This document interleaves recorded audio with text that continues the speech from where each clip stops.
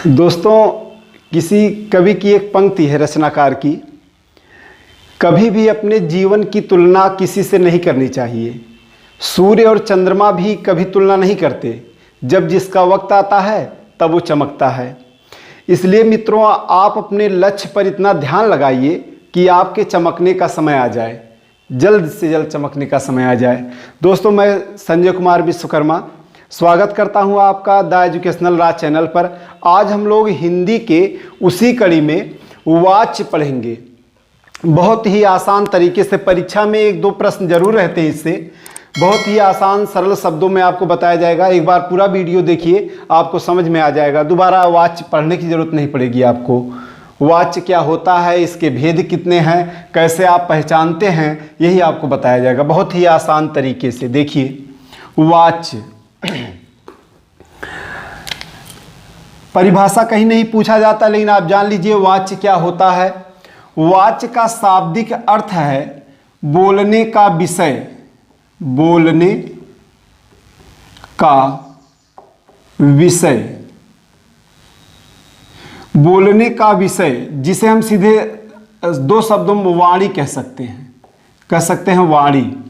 वाच्य का अर्थ है बोलने का विषय।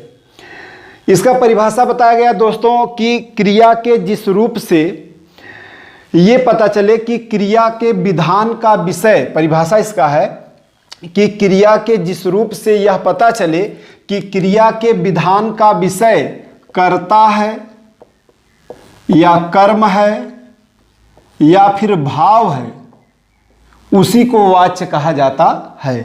परिभाषा फिर से सुनिए।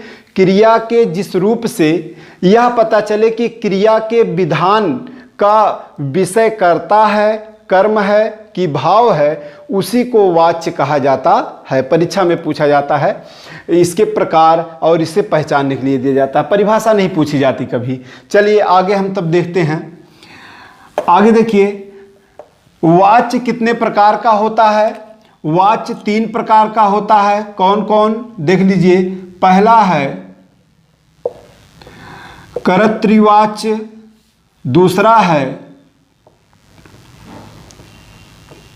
कर्मवाच्य और तीसरा और अंतिम है भाववाच्य। देखिए 3 है, 3 भेद इसके हैं, कर्ता, कर्म और कर्तृ, कर्म और भाव। देखिए कर्तृवाच्य क्या होता है, एक एक देख लेते हैं। पहचान इसका क्या है, परीक्षा में पहचान पूछता है। कर्तृवाच्य, इसमें बताया गया इसका पहचान कि जिस वाक्य में कर्ता प्रधान हो, ध्यान दीजिएगा, जिस वाक्य में कर्ता प्रधान हो और क्रिया कर्ता के ही अनुसार रहे, वहां पर कर्तृवाच्य होता है। वाक्य जैसे देखिए, फिर से एक बार सुनिए पहचान। जिस वाक्य में कर्ता प्रधान हो और क्रिया कर्ता के ही अनुसार रहे, वहां कर्तृवाच्य होता है। जैसे देखिए वाक्य लिखा गया परीक्षा में, जो वाक्य जैसे दिया गया, श्वेता पढ़ती है। वाक्य लिखा गया श्वेता पढ़ती है। तो यहां वाक्य में हम देख रहे हैं कि प्रधान कौन है, कर्ता, यानी कौन, श्वेता। ये कैसा वाच्य कहलाएगा, कर्तृवाच्य। और लिखा गया जैसे राम दौड़ रहा है, तो क्रिया क्या हो रहा है, दौड़ना। क्रिया का विधान क्या है, राम, जो वाक्य का प्रधान है, वाक्य का मुख्य हम कह सकते हैं, इसलिए कैसा वाच्य है, कर्तृवाच्य। बस आपको इतने ध्यान देना है, जिस वाक्य में कर्ता प्रधान हो और क्रिया कर्ता के ही अनुसार हो, वहां कर्तृवाच्य होता है। बस इतना है, सही है। और उदाहरण जैसे एक बार परीक्षा में पूछा गया बच्चे फुटबॉल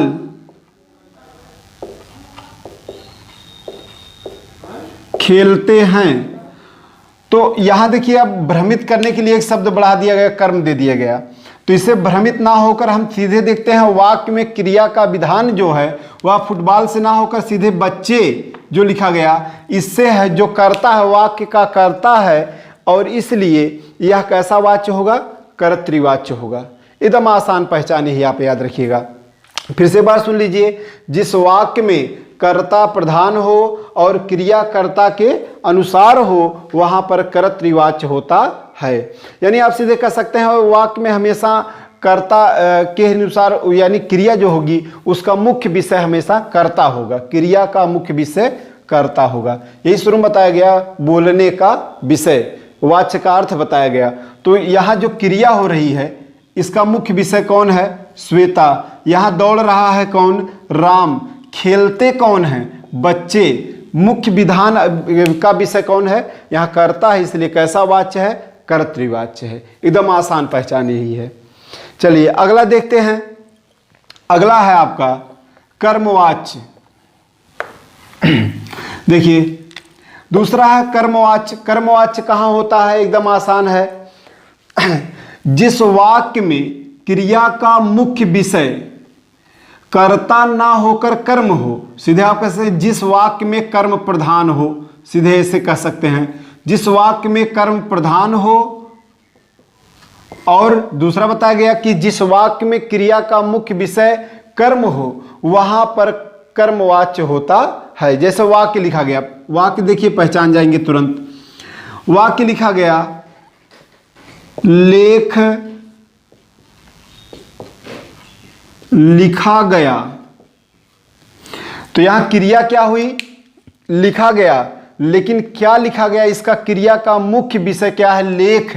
लेख कर्ता ना होकर कि लेख माने पत्र, एक कर्म है, इसलिए कैसा वाच्य होगा? कर्मवाच्य होगा। और एक चीज हमेशा याद रखिएगा, इसमें यह हमेशा सकर्मक क्रिया होगी। इसमें इसका विशेषता है, इसमें हमेशा जो होगी सकर्मक क्रिया होगी। क्रिया जो भी रहेगी हमेशा सकर्मक क्रिया रहेगी, ये विशेषता है इसकी। तो इससे भी आप पहचान सकते हैं सकर्मक क्रिया रहेगी। और जैसे उदाहरण परीक्षा में पूछा गया पुस्तक पढ़ी जा रही है, तो क्रिया क्या हो रहा है? पढ़ी जा रही है। तो इसका मुख्य विषय क्या है इस क्रिया का? पुस्तक। इसलिए कैसा, यही प्रधान हो गया वाक्य में, तो कैसा वाच्य होगा?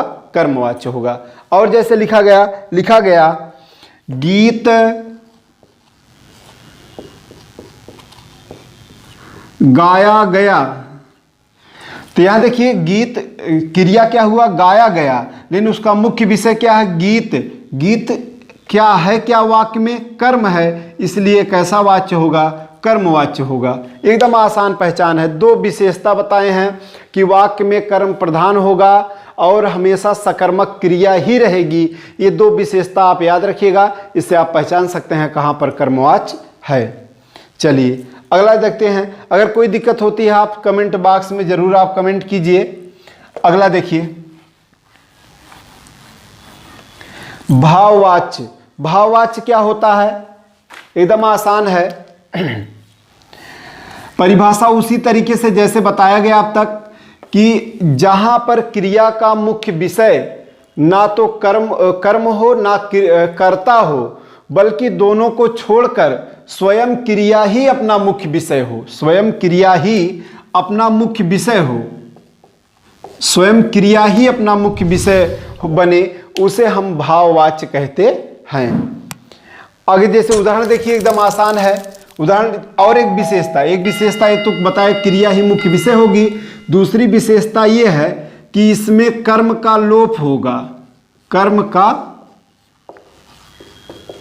लोप होगा, हमेशा कर्म का लोप रहेगा। दो विशेषताएं हैं, इससे आप पहचान सकते हैं। उदाहरण देखिए एक दो। जैसे उदाहरण लिखा गया मोहन से खाया नहीं गया। तो यहां क्रिया देखिए, यहां जो वाक्य है मोहन से खाया नहीं गया, तो आप देख रहे हैं कि क्रिया क्या है? खाना। क्रिया यही है। तो यही वाक्य में अपनी विशेषता लिए हुए है, यानी वाक्य में सबसे प्रधान क्या है, क्रिया जो रही है, खाया नहीं गया, इसलिए यहाँ क्रिया प्रधान है और इसमें कर्म का लोप भी है, इसलिए कैसा वाच्य होगा, भाववाच्य होगा। और एक उदाहरण देखिए, जैसे लिखा गया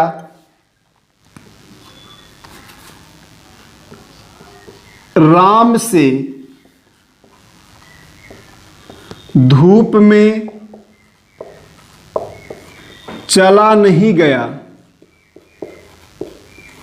तो क्रिया क्या हो रही है, चला नहीं गया, यहां भाव दिखाया जा रहा है।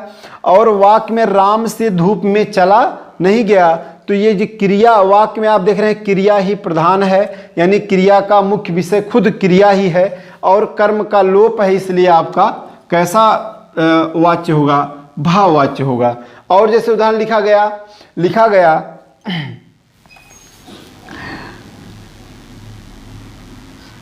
सीता से